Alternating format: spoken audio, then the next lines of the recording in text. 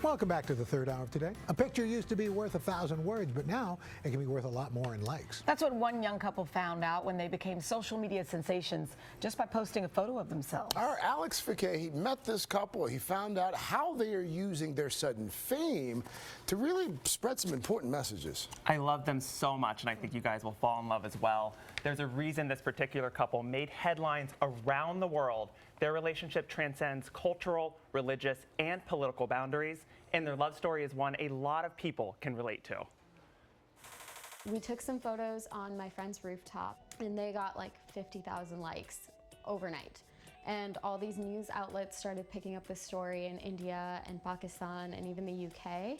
And we had no idea how they knew that I was Hindu and she was Muslim. 2 days later, I posted pictures of us, and those went crazy viral, like 600,000 people. All those likes have turned into a lot of love for fans of influencers Sufi and Anjali, whose relationship is contrary to their upbringing. Why do you think people are so captivated by the two of you? I think it's a number of things. We're a South Asian queer femme-identifying couple. She's from India, I'm from Pakistan. What in the world is it like to wake up one morning and realize you've gone viral overnight, that the world is talking about you? It's pretty overwhelming. We're just like showing our faces. The couple found they couldn't keep up with their fans' demands to know more about them. Welcome to our YouTube channel. At what point did you decide to start a YouTube channel?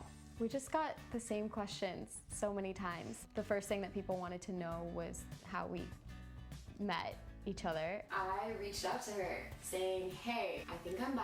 I don't really have any queer South Asian community. Can we talk about it? And then, of course, they wanted to know about our coming out stories. One of the first few people that I came on to were my childhood friends. And we walked up the street. I think that it's important for people to see people who are just like them, living happy, successful lives together.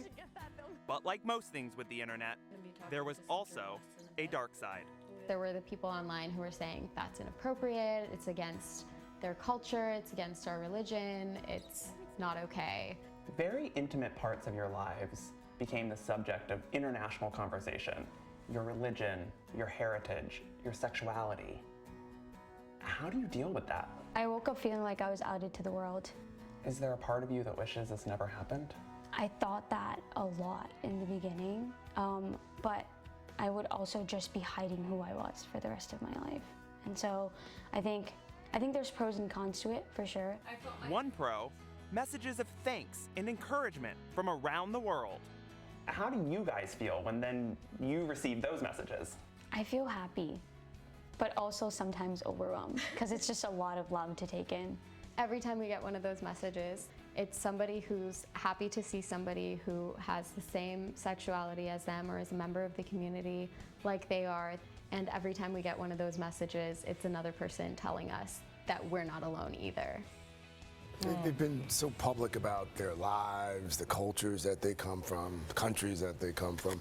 Did they say how their families have reacted to them coming out? Yeah, you know, it's complicated. Their extended families that are still in Pakistan and India, a lot of them found out through that photograph. And you heard, and you heard Sufi say, I mean, she feels like she might never be able to go back to Pakistan and see some of those family members. Their immediate families already knew.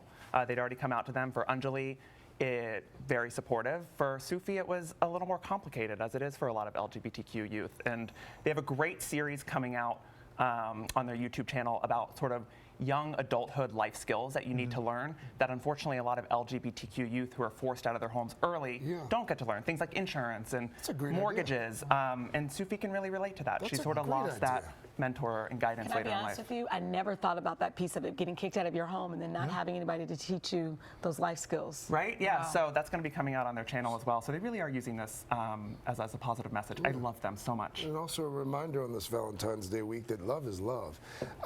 Thank you. Couldn't say it better myself. We will be right back.